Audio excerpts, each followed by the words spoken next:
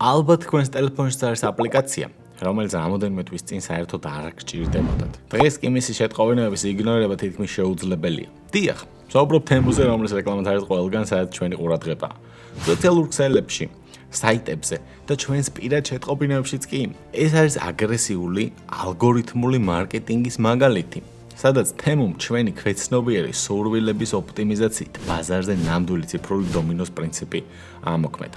ამ ვიდეოში გიყვებით როგორ გვებიძგებენ ვიყიდოთ ის, რაც ხშირად საერთოდ არ გვჭირდება და თან იმ ფულით, რომელიც როგორც წესი სხვა რამისთვის გვაქვს ხოლმე გადადებული. სანამ ამ ყველაფრის მიზეზებს ავხსნიდეთ, გამოიწერეთ ჩვენი არხი, აქ სწორედ ესეთ შემთხვევებს განვიხილავთ და ვხსნით როგორ მუშაობს ალგორითმები სინამდვილეში. ალბათ გეცნობათ ეს მომენტი. შედიხართ სოციალურ ქსელში მხოლოდ რამოდენიმე წუთით, მაგრამ უცებ ეკრანზე ჩნდება ის ნივთი, რომელიც არსებობის შესახებ აქამდე არაფერი იცოდით და რომლის ფასიც იმდენად სიმბოლურია, რომ თქვენი გონება წინააღმდეგობის გაწევას წყვეტს. თემო არ ელოდება, როდის გაგვიჩნდება რეალური მოთხოვნა. პირიქით, აპლიკაცია თავად ხდება ჩვენივე სურვილების ავტორი. დააკვირდით, როგორ მუშაობს ეს მექანიზმი. საკმარისია სოციალურ ქსელში რომელიმე ნივთზე მწერა სულ რამოდენიმე წამით შევაჩეროთ. აი ზუსტად იმდენი ხნით, რომ ალგორითმმა ჩვენი ინტერესი დააფიქსიროს და ულტრირებულად რომ ვთქვათ, პროცესი თითქმის შეუქცევადი ხდება. ამ მომენტიდან ჩვენ აღარ ვართ უბრალოდ მომხმარებელი. ჩვენ ვხდებით მონაცემი ალგორითმისთვის. თემო წამებში ანალიზებს ჩვენს ინტერესს და იწყებს შეტევა ზუსტად იმ წერტილებში, სადაც ჩვენი წინააღმდეგობის გაწევის უნარი ყველაზე დაბალია. ეს არის ნამდვილი ჯაჭვური რეაქცია. ჩვენი უნებლია ინტერესი მომენტალურად იქცევა პერსონალურ სატყუარად, რომელიც გვაიძულებს აპლიკაცია გავხსნათ და აღმოჩნდეთ გარემოში, სადაც შოპინგი უფრო აზარტულ თამაშს გავს, ვიდრე ჩვეულებრივ ყიდვა გაყიდვას. თემუ მიცის, რომ ჩვენი რაციონალური ფილტრები მაშინ ითიშება, როცა საქმეში მოულოდნელობის ეფექტი ერთვება. ამიტომ ის არ გვთავაზობს იმას, რასაც ვეძებთ. ის გვთავაზობს იმას, რამაც შეიძლება გაგვაოცოს, გაგვამხიარულოს, ან უბრალოდ თავისი უცნაურობით დაგვაინტერესოს. ეს არის შოპინგი როგორც გართობა, სადაც ნივთის ფუნქციაზე მეტად მისი აღმოჩენის პროცესი გვითრევს. აი დააკვირდით, რა ხდება იმ წამს, როცა აპლიკაციას ვხსნით. პირველივე წამებში ეკრანზე ჩნდება ფერადი ბორბალი, რომელიც გვთავაზობს ვაუჩერს ან უფასო საჩუქარს. ეს არის ეგრეთ წოდებული გეიმიფიკაცია. ანუ პროცესი, სადაც შენ გაიძულებენ ითამაშო, რადგან მოგების განცდა ტვენში დოფამინს გამოყოფს. სწორედ ამ მომენტში ითიშება ჩვენი რაციონალური ფილტრი. ჩვენ უკვე აღარ ვყიდულობთ ამა თუ იმ ნივთს საჭიროების გამო. ჩვენ ვყიდულობთ იმიტომ, რომ მივიღეთ ფასდაკლება, რომელიც თუ ახლავე არ გამოვიყენებთ, ხელიდან გაგვისხლდება. თემოს ნამდვილი ძალა იმაშია, რომ ის ხელოვნურად გვიქმნის დეფიციტის შიშს. ნებისმიერი ნივთის გვერდით ვხედავთ წამზომს, რომელიც წამებს ითვლის, ან წარწერას, რომ მარაგში მხოლოდ რამდენიმე ცალია დარჩენილი. ეს არის ფსიქოლოგიური წნეხი, რომელიც ჩვენს ქვეცნობიერს ეუბნება. თუ ახლა არ იყიდი, ამ შანსს ამუდამოდ დაკარგავ. ალგორითმი კი ამ დროს რეალურ რეჟიმში უწყვეტად აანალიზებს ჩვენს ქცევას.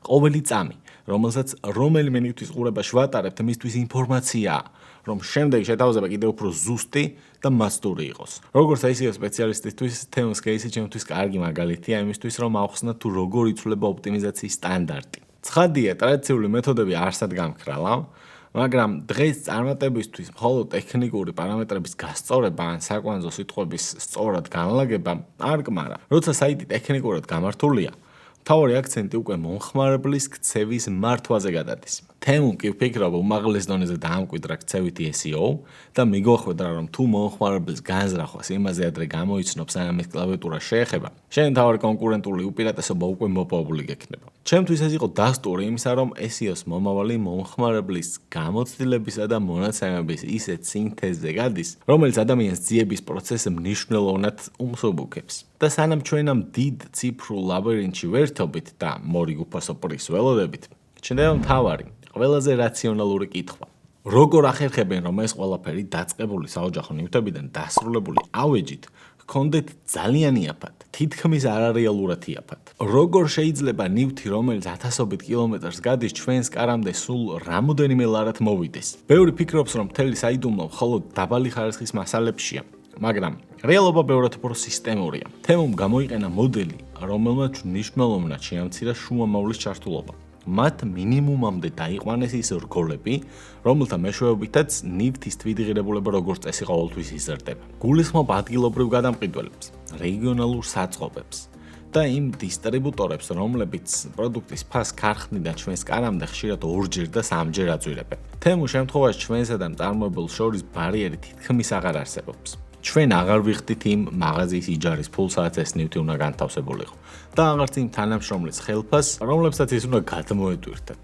თუმცა, რა თქმა უნდა, მხოლოდ ეს არ გმარა. იმისთვის, რომ ფასი ასე რადიკალურად თითქმის სიმბოლურ ნიშნულამდე დაეცეს, მთავარი საიდუმლო იმაშია, თუ როგორ მართავს პლატფორმა წარმოების პროცესს. თემუმ შექმნა სისტემა, სადაც წარმოება და მოთხოვნა ერთმანეთთან იდეალურ სინქრონშია. ისინი არ მუშაობენ ტრადიციული მარაგებით, რომლებსაც საწყობებში მტვერი თვეობით ედება, ამის ნაცვლად სისტემა რეალურ დროში აკვირდება, რას ვათვალიერებთ და რას ვინახავთ. როგორც კი პლატფორმა ხედავს, რომ ინტერესი კონკრეტულ ნივთზე იზრდება, წარმოებელი მომენტალურად იღებს სიგნალს და შემდგომში ეს მონაცემები მომწოდებლების მხრიდან წარმოებისა და მარაგების დაგეგმარების პროცესში გამოიყენება. თავის მხრივ ეს მიდგომა ამცირებს დანაკარგებს და ზედმეტი მარაგის რისკს, რაც საბოლოოდ ფასეც აისახება, რა თქმა უნდა. ზოგადად კი, ჩემი აზრით, ამ ბიუჯეტური შოპინგის მიღმა ერთი დიდი საფრთხეს იმალება. სანამ ჩვენ მორი გამანაც ველოდებით, თემუ ნელ-ნელა აქრობს ადგილობრივ მცირე ბიზნესს. ქართველი მეწარმე, რომელსაც უწევს იჯარის, ხელფასების და გადასახადების გადახდა, ფიზიკურად ვერ შედის კონკურენციაში გიგანტთან, რომელსაც საკუთარი ლოჯისტიკური იმპერია აქვს. ამას ემატება ისიც, რომ თემუმ ტრადიციული რეკლამის პარალელურად აქცენტი ბრენდის ორგანულ გავრცელებაზე გააკეთა. და ეს ფუნქცია გადააბარა თავად მომხმარებელს. აქ ყველაზე საინტერესო სწორედ ის არის, თუ როგორ გახადეს თავად მომხმარებლები უფასო მარკეტერები. შეიძლება გახსოვთ ის ლინკები, რომლებსაც მეგობრები ერთმანეთს უგზავნიდნენ. მოიწვიე 5 მეგობარი და მიიღე საჩუქარი.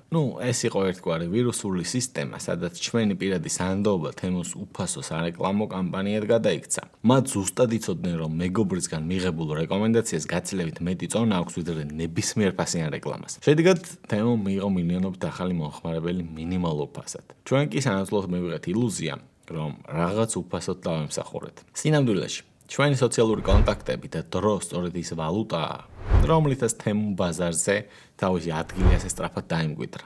ისე კი ყველაზე საინტერესო მომენტი ჩემი აზრით ნივთის შეძენის შემდეგ იწყება.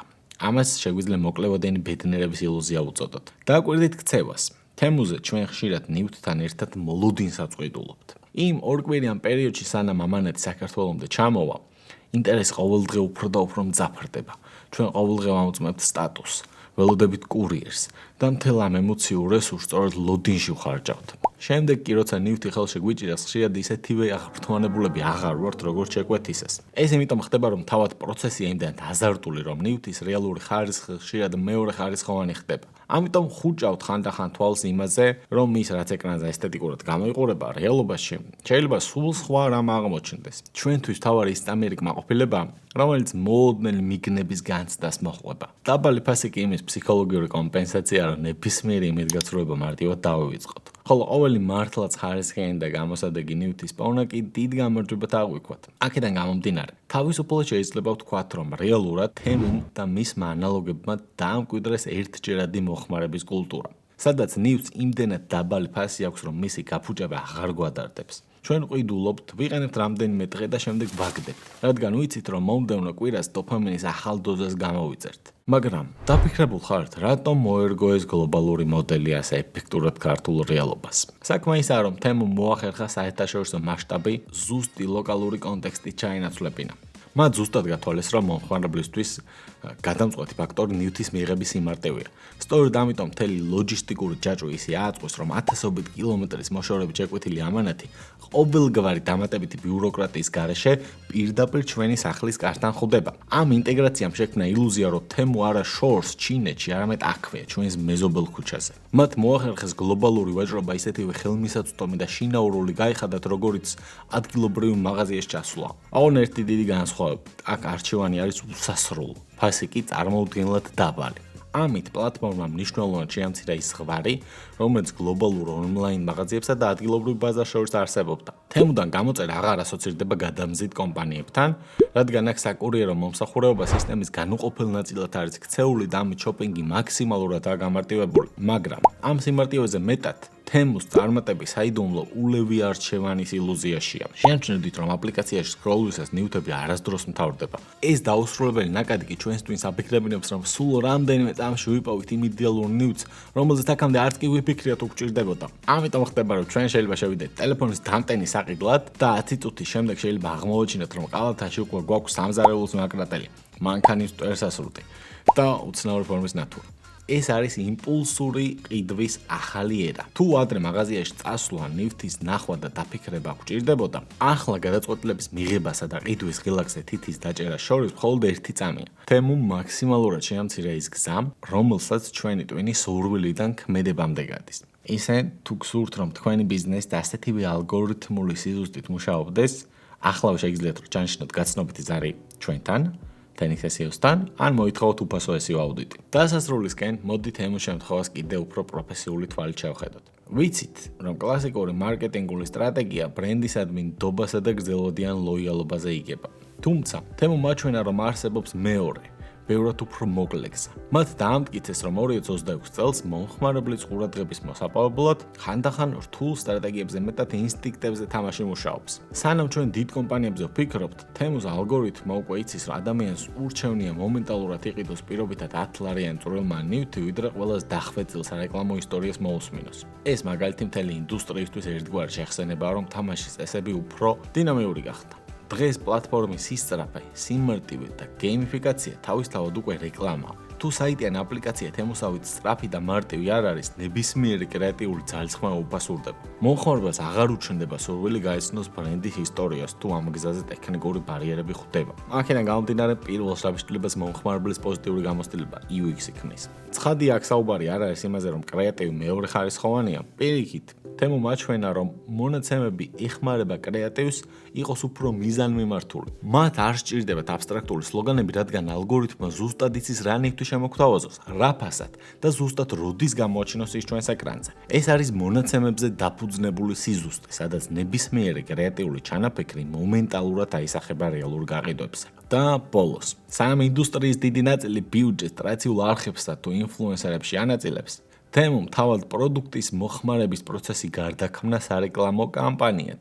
როგორც უკვე აღვნიშნე, მათ ჩვენივე სოციალური კავშირები გამოიყენეს ზრდის მთავარ ინსტრუმენტად. ამ მარტივი ბმულებით, რომლებსაც ერთმანეთს უგზავნით, თითეული მომხმარებელი ფაქტობრივად ბრენდის უფასო მედია არხად ვიკეცით და სისტემამ თავისუფლად შეძლო ახალი ნაკადები ყოველგვარი გარეჩარევის გარეშე მიეზიდა. საბოლოო ჯამში, თემო შემთხვევა არის გაკვეთილი იმის შესახებ, რომ მომხმარებლის არჩევანის თავისუფლება ისეთივე მნიშვნელოვანია, როგორც ამ არჩევანის სიმარტივე. თემუს წარმატებაც სწორედ იმაში გამოიხატა, რომ მან უსასრულო ასორტიმენტი და ჩვენს ინდივიდუალურ ინტერესებზე მორგებული ნივთების პერსონალიზაცია შეძლო. ამიტომ, როცა ახალ კამპანიაზე, პროექტზე ან თუნდაც ბრენდის სტრატეგიაზე მუშაობას დავიწყებთ, ალბათ ღირს თემუს მაგალითის გახსენებ. რადგან დღეს ბაზარზე ყველაზე მარტივად ის იმკვიდრებს თავს, ვინც ახერხებს ხარისხიანი პროდუქტი, წამერი იმპულსს და სწორ პერსონალიზებას ისე დაუკავშიროს, რომ ადამიანის ყიდვის პროცესი მაქსიმალურად გაუმარტივოს. თუ მოგეწონათ ვიდეო, აუცილებლად დალაიქეთ, გამოიწერეთ არხი და რამე დაგვიკომენტარეთ. ნებისმიერი რამ.